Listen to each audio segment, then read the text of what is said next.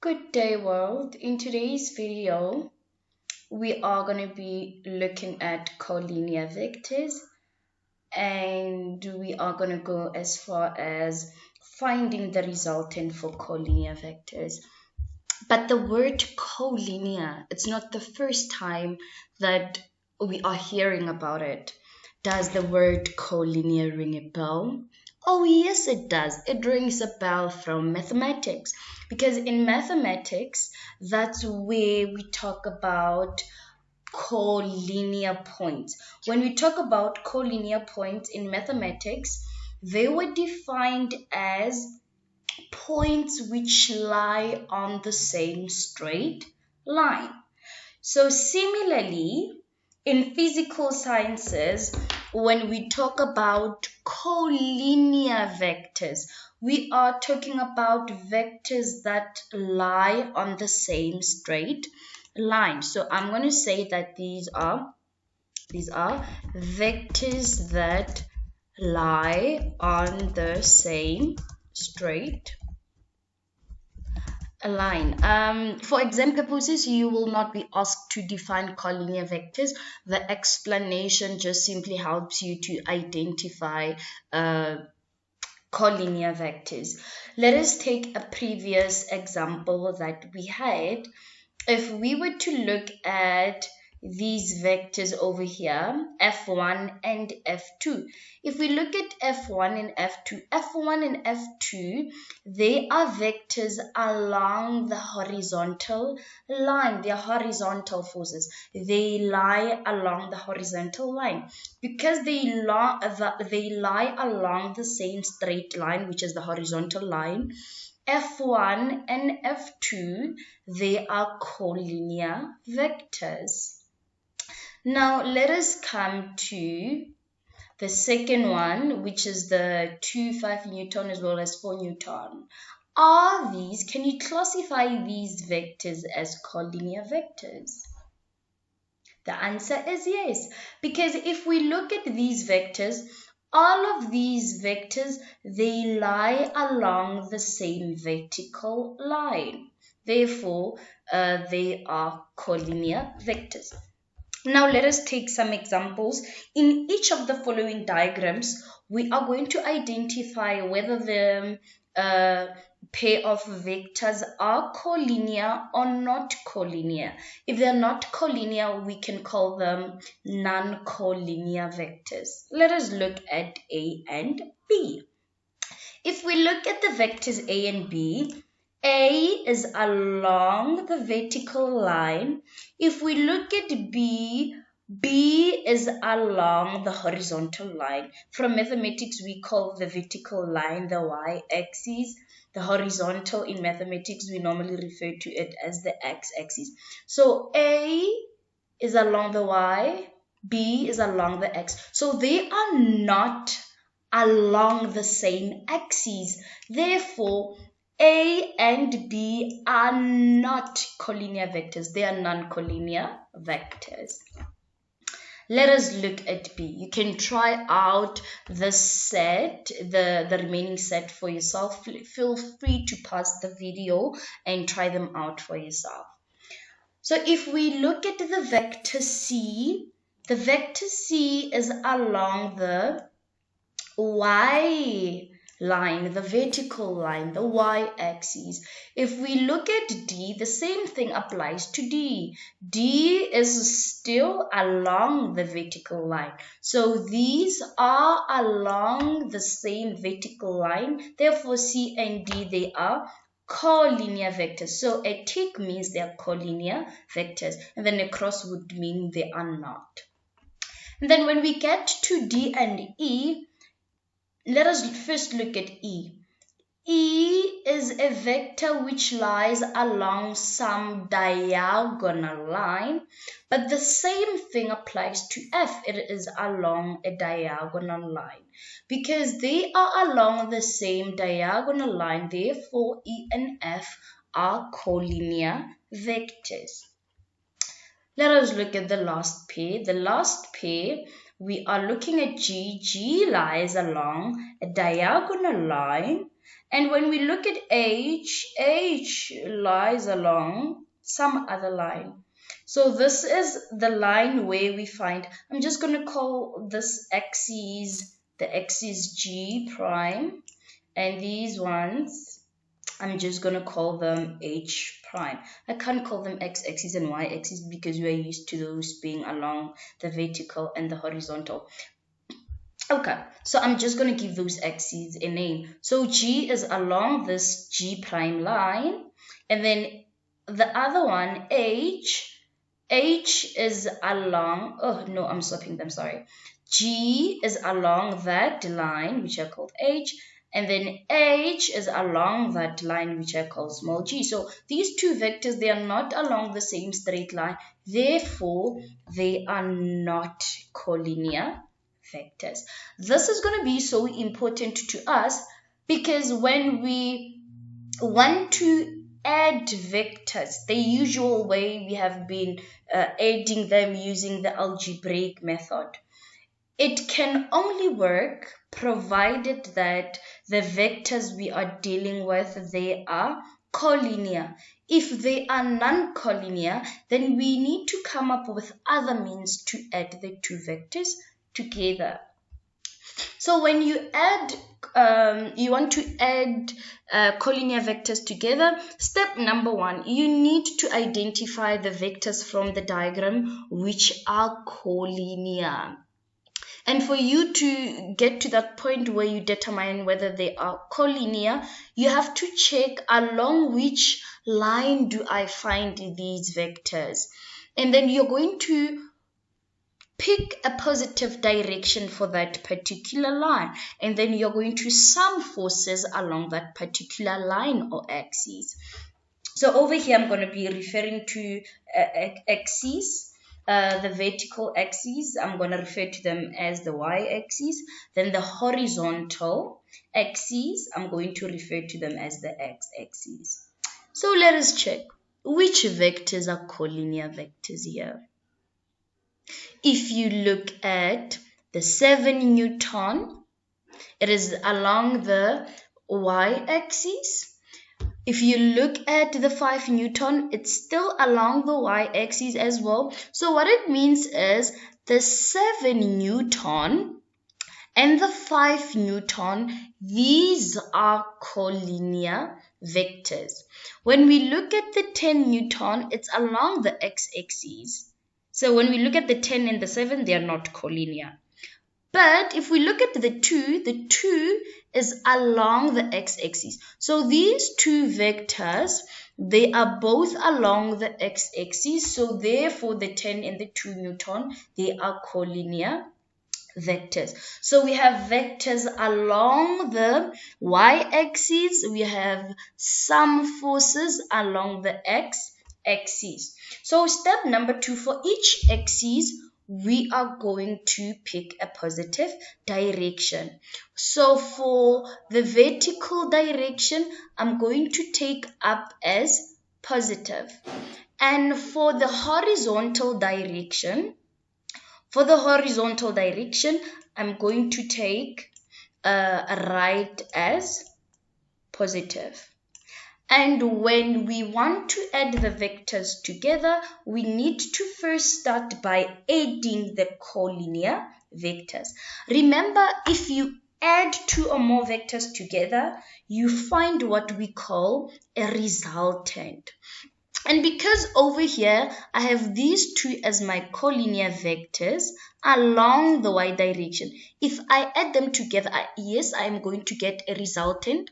But that resultant, I am going to give it a name so that I distinguish it from the resultant of these 2 orange vectors. So this one, I am going to call it resultant along the y-axis. So this I'm going to call ry. Y is for y-axis. So this means resultant along the y-axis. Resultant along the y-axis will be equals to, because the 7 Newton is up, that will be positive 7, plus the 5 Newton is down will be negative, that will be negative 5, negative 5. So my resultant along the y direction, ry, will be equals to positive 2 Newton, which means that the resultant of the forces along the y direction will be 2 newtons up. And if I like, I can draw it. The resultant along the y will be that vector, 2 newtons up. And when I get to the x-axis now, I am about to calculate a resultant of the 10 Newton and the 2 Newton, and to distinguish it from the one that I have just calculated, I'm going to give it its own unique notation as well. I'm going to call this Rx. Rx just simply means resultant along the x direction. A single force along the x direction that has the same effect as the 2 Newton as well as the 10 Newton.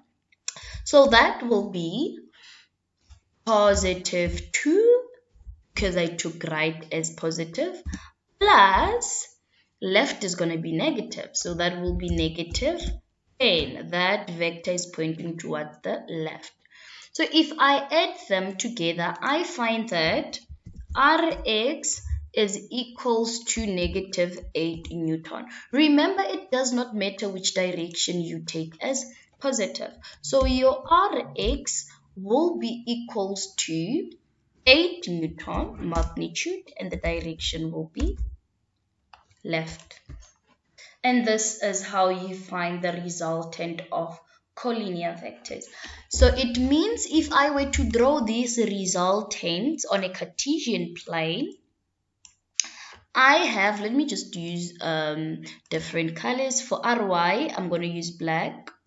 So it means that we have Ry along the positive y-axis. We also have Rx, but Rx is towards the left. There it is in blue. This will be my Rx. So if we look at Rx and Ry, are they collinear vectors? The answer is no, because this one is along the y, this one is along the x. They are not along the same straight line. And if we wanted to find the resultant of Rx and Ry, then we wouldn't just sum them together like we have been doing. This only works provided the vectors are collinear. Okay, let us take another example. Feel free to pause and try this out for yourself.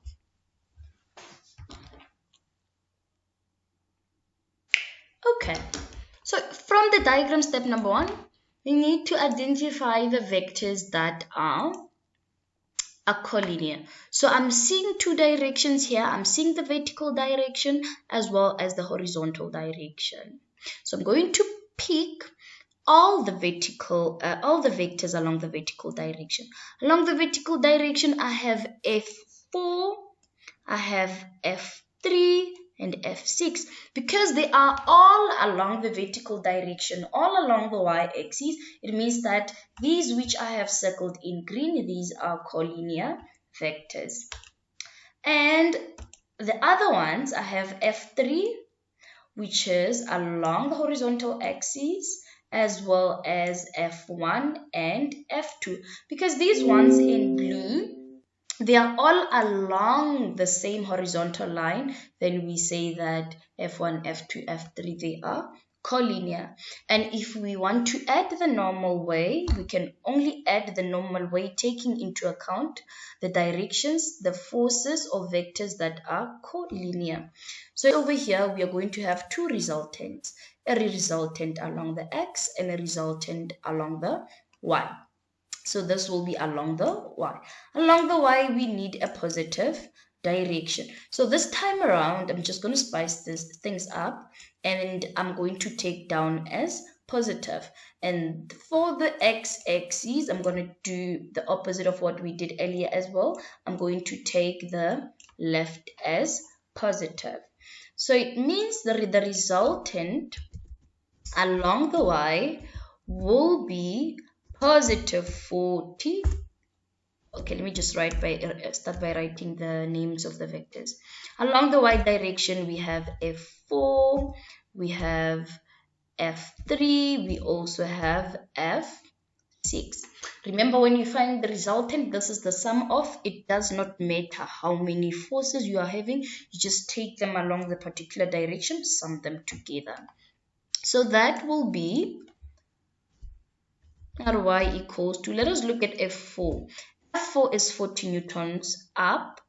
Because down is positive, it means up will be negative. We have negative 40 plus positive 35 plus f6, which is also positive 45. And if we use a calculator, we will find that our Ry will be equals to, okay,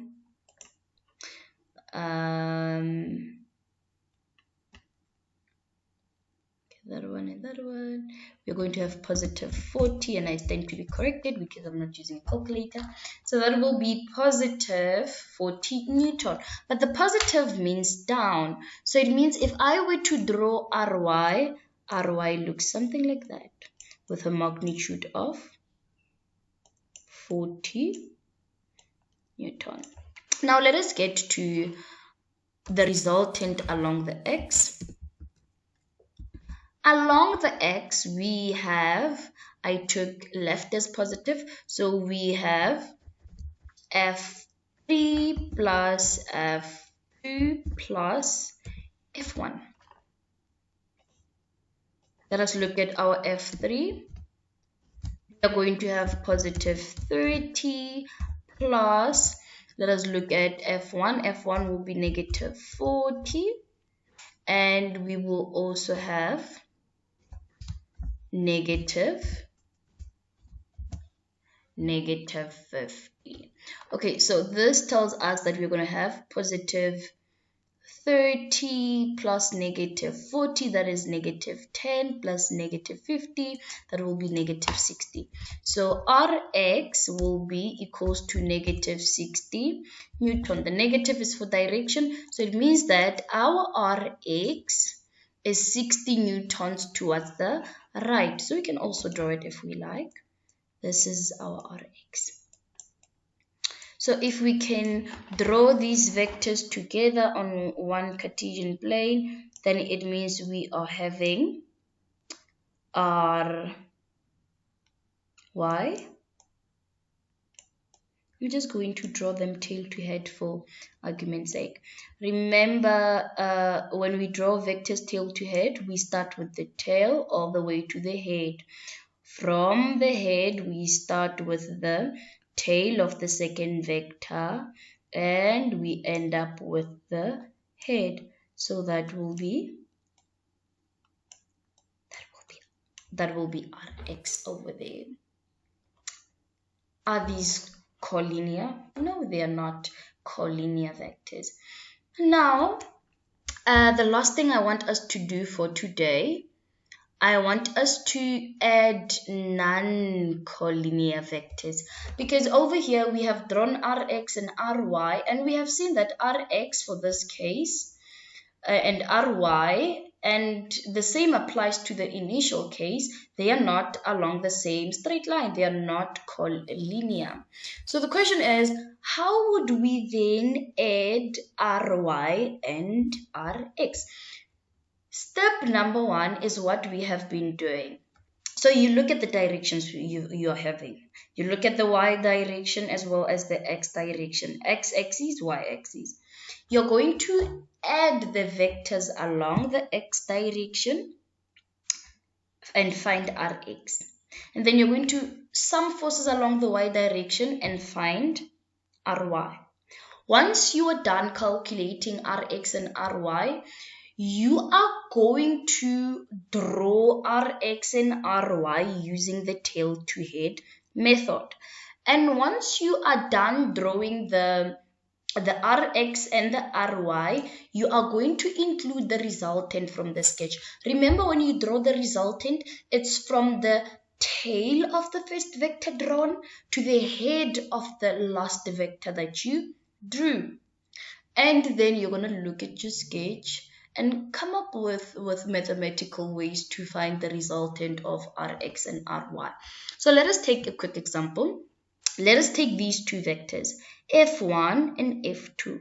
f1 is along the y direction. So let us try to find ry. So ry will be equals to, along the y direction, the vertical direction, there's only one force. So we are only adding one force. So we only have f1. So ry is equals to f1. So what this means is, the resultant along the y direction will be equals to 4 newtons up. 4 newton up. And when you get to Rx, along the x direction, there's only one force. So it means that the resultant along the x is just 5 newtons left.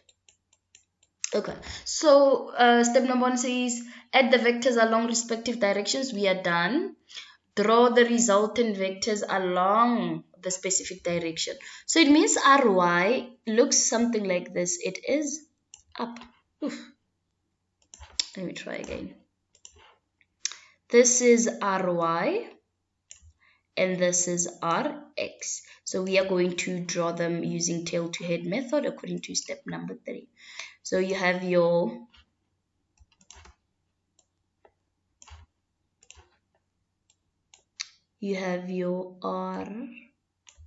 Ry.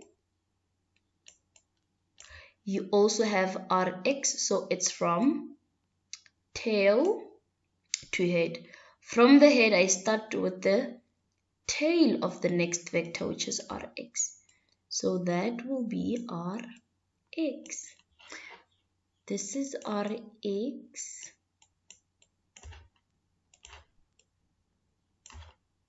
Let me just write Ry here.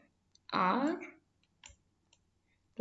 So we are saying that this is Rx, a vector along the x. This is Ry, a vector along the y direction, along the y-axis. And these axes, they're the same ones that we use in mathematics. So let us look at the y-axis as well as the x-axis. Question is, what is the angle between the y-axis and the x-axis? You guessed it, right? These axes are perpendicular to each other. So if we have a vector which is along the y-axis and another one which is along the x, it simply means that the angle between the two vectors is 90 degrees. And finally, we are going to draw the resultant. Try to think back. Which vector did we start with? We started by drawing Ry. So it means the resultant starts from the tail of Ry. And then which one did we end up with? We ended with Rx. So it means the resultant will end there at the head of Rx. So remember, when you draw a vector, you start with the tail and then you go to the head. So that is our resultant there. The resultant of Rx and Ry, we just simply call it R for resultant.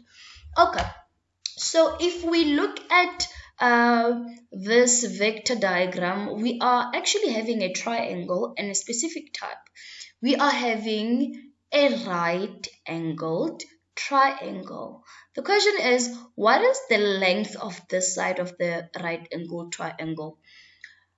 The length will be the magnitude of Rx. That means the length of that side is 5 Newton. And what will be the length of this side of the right angle triangle? The length will be the magnitude of Ry. So the resultant there will be 4 Newton. And how can we find the resultant R? We can use the theorem of Pythagoras. Theorem of Pythagoras is a mathematical concept whereby we are squaring the lengths of a triangle. The reason I'm trying to emphasize this is over here we are talking about the length. The length is a scalar quantity which only has magnitude. Over here, we are also talking about the length of the side of the triangle, the length which is a scalar quantity. So when you use the theorem of Pythagoras and you're trying to find the size of R, the length of R, then you can just sub in the lengths without any direction. So R will be equals to, according to the theorem of Pythagoras, it will be the square root of 5 squared plus 4 squared. That will be the square root of 25 plus 16. 25 plus 16. Let me just quickly punch that on my calculator.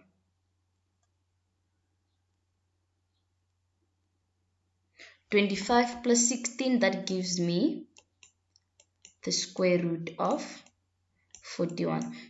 Depending on the instruction on your question paper, then you can write this in decimal form. With most question papers, they like to say round off the final numerical answers to a minimum of 2 decimal places. So if you round it to 2 decimal places, it is still fine. My warning is, if you are still going to use the answer again, make sure that you round it off to, if you're going to use it again, then use it with 4 to 5 decimal places so that your final answer does not have too much errors in it.